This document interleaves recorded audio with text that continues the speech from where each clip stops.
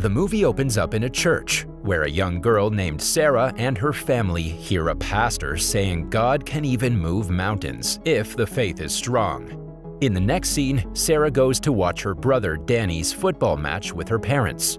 Danny's girlfriend Cindy also joins them.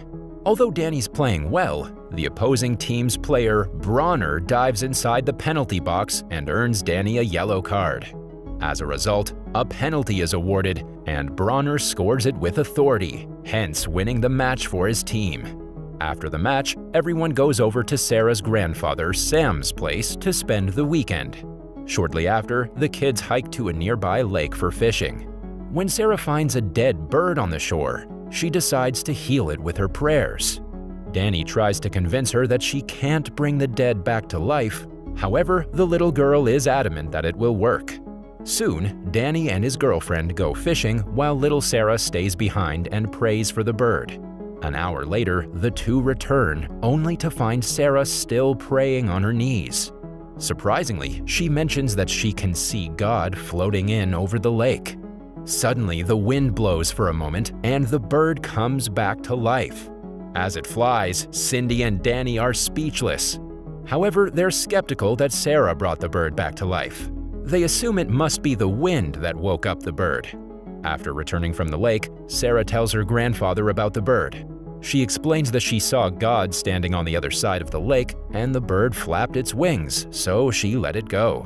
Sam, who's very fond of his granddaughter, says he believes her because he always thought Sarah was special. Later that night, after returning home, Sarah calls her best friend Mark, who is wheelchair-bound because of a spinal injury. She tells him about the miracle, but as expected, Mark doesn't buy it. However, when Sarah promises on the Bible, he eventually believes her. After a while, Sarah's mother comes to her room and asks her to think of all the things that she's grateful for that day before sleeping. Surprisingly, the little girl mentions that God will take her to heaven soon, worrying her mother. A few hours later, Danny wakes up his parents, asking them to check on Sarah because she's gotten sick. Thankfully, their family physician, Dr. Ben, arrives immediately. As Sarah's symptoms include high fever and nausea, Ben concludes she has a stomach flu and will be fine in a couple of days. After Ben departs, Sarah's father goes to her room and finds an incredible painting. It's a painting of God that Sarah saw on the lake. 2 days later, Sarah and Mark are returning home from school. On their way, some guys bully Sarah, asking her to bring their dead animals back to life and calling her pathetic. Turns out that Mark revealed the miracle to others because he was excited for his best friend. Meanwhile, Danny and Cindy, who are passing by the street, see the boys troubling Sarah. As a result, Danny trips the boys with his football and sends them away. Just then, Bronner arrives with his dog and provokes Danny for a fight by mocking him for his previous game. At the same time, a car also arrives at a high speed and hits Bronner's dog, killing it instantly. While Bronner cries over his dead dog, Sarah steps in and prays for it. Surprisingly, the dog comes back to life and plays with her. Everyone watching the miracle is taken aback.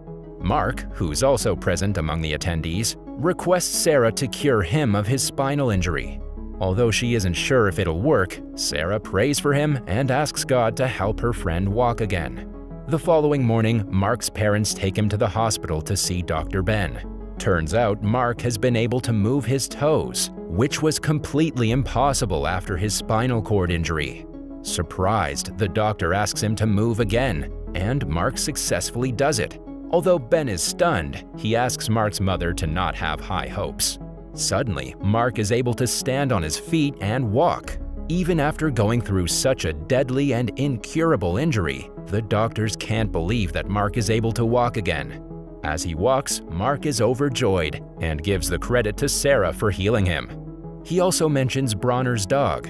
Meanwhile, a media person, Dolores, who's at the hospital for a checkup, hears Mark and decides to cover the story. And in no time, Sarah is all over the news. In the next scene, Ben and the pastor visit Sarah at her house. When they tell her about Mark, she jumps with joy and thanks God for listening to her prayers.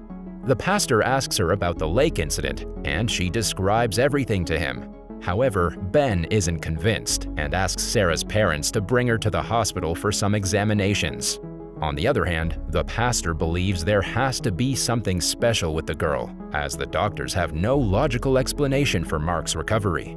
Also, he knows that Sarah would never outright lie. Afterwards, Sarah's father goes to her room to find her drawing a girl riding on a horse. When asked, she says the girl came to her dreams and thinks she wants to be friends with her. Turns out the girl is a cancer patient named Teresa who is very fond of horses. She's scared of dying because her cancer is getting worse. Therefore, Teresa's mother, who has learned about Sarah from the news, wants to take her daughter to her to be healed. The following day, many parents arrive with their diseased and disabled children outside Sarah's house to be cured. When Sarah's parents decide to send those people away, a kind Sarah asks them what they would do if she was sick and there was a possibility to help her with such miracles. Her parents fear because if she goes out and heals all those people, she will never get a chance to be a little girl anymore, because more people will come over and it will never stop. However, Sarah doesn't listen and goes outside. She notices Teresa and immediately remembers her from her dreams. Then she walks to her and holds her hand before praying. As soon as she completes her prayers, Teresa starts feeling better, as if she's been cured. Eventually, Sarah heals a blind girl, a crippled boy, and every other person waiting there to be cured. However, as she's about to get inside the house, she collapses of exhaustion. Wasting no time, her parents take her to Ben's clinic, where he runs some blood tests and schedules her for an MRI. Sarah's mother tells Ben that after she prayed for Mark, she couldn't get out of bed all day, and now after healing so many people at once, she got exhausted and collapsed. She can't believe how such miracles are possible. Just then, Ben and Sarah's parents are interrupted when a staff summons them outside where the media people have surrounded the hospital. Every news channel is broadcasting Sarah and calling her a miracle worker. In order to avoid the media, Ben asks Sarah's parents to stay at Sam's house for a couple of days after her MRI. Thus, they sneak her out from the back door and take Sarah to her grandfather's house. At Sam's place, Sarah's mother reveals everything that happened earlier. She's still stunned after she saw Sarah miraculously curing the people. However, she also worries because ever since Sarah said she saw God, she's getting sicker every day. Just then, she gets a call from the doctor and bursts into tears. In the next scene, Sam goes to the same lake where Sarah claims to have seen God. There, he begs God to cure his granddaughter. He cries asking God why he would make Sarah so perfect and then snatch her away from them. The following day, Ben and the pastor arrive at Sam's house to talk about Sarah. They send the little girl outside, but she comes back and eavesdrops on the conversation. Soon, the doctor reveals that Sarah has an inoperable brain tumor which might have been causing her hallucinations of God. When Sarah's mother inquires about all those she's cured, the doctor replies that it was some kind of mass hypnosis. Sarah, who's been overhearing everything, is devastated when Ben tells her parents that she's going to die soon and there's no cure. As Sarah's mother breaks down, Sarah approaches her and asks her not to cry. The little girl tries to comfort her mother, saying she'll be with a safe and happy God when she goes to heaven. However, she wants to go back to the lake and ask God if he can delay her departure for a few years. As Sarah keeps on insisting, she gets dizzy and falls on the ground. Hence, the parents rush her to the hospital. Later, after the little girl regains consciousness, Danny and Cindy leave the hospital and arrive at Sam's, where they find Teresa, Mark, their parents, and the pastor. Teresa tells everyone that when Sarah healed her last week, she saw a spiritual figure floating next to Sarah, holding out his hand to touch the children she was touching. After she prayed for her, Teresa felt different and warm for the first time in years. She felt healthy and knew right away that she had been cured. Since Sarah wanted to help people, Teresa believes it's time to pay her back and help her. After Teresa finishes speaking, Sam reveals that he and the pastor have a plan to fulfill Sarah's last wish to go to the lake. Although doing so will make Sarah's parents, Dr. Ben, and everybody at the hospital unhappy, Sam wants to do it for his granddaughter. It's because the old man believes that the lake has magical powers. He is certain that Sarah knows something that no one else knows which could help her. Hearing this, everyone agrees to help Sarah get to the lake. Later that night, the group puts on a collective effort and tricks the hospital staff, Sarah's parents, and even Dr. Ben to get the little girl out of the hospital. Once Danny and Teresa's mother get into their car with Sarah, they're followed by Mark and Cindy. As soon as Sam gets a text from his grandson, he also rushes to his car accompanied by the pastor.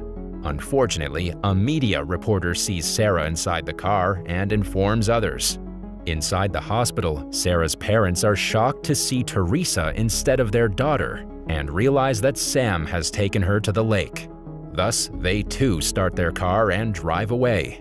Elsewhere, some officers start following Danny and Sam due to them crossing the speed limit. Danny somehow manages to lose the police. But unfortunately, a tree falls and blocks the road. With the storm and heavy rainfall, Danny can't carry his sister all the way to the lake. Just then, Bronner comes to the rescue and offers to help. He mentions that he knows a shortcut and carries Sarah with him, as he owes her for saving his dog. Danny and Bronner carry the little girl in turns and make their way to the lake. On the way, a wolf snarls at them, but Bronner's dog sends it away. Soon, Danny and Bronner arrive at the lake with Sarah, and the former starts praying on behalf of his sister. Just then, Sarah's parents, the media, and several other people also arrive. Sarah's mother yells at Sam for bringing her daughter there on such a stormy and rainy night. Sadly, amidst the commotion, Sarah passes away, leaving everyone devastated. Suddenly, a bright light swirls over the lake and God appears. Then, Sarah's soul departs from her body and goes to God. Everyone is taken aback by what they just saw. Although they're devastated to see Sarah die, they're also somewhat relieved to see her holding God's hand. Following that, they take Sarah's body home and lay her down in the bed. Danny finds Sarah's drawing where she's holding God's hand and shows it to everyone. They realize that the little girl knew God was coming for her. Shortly after, Danny finds another drawing in which Sarah is coming back from heaven.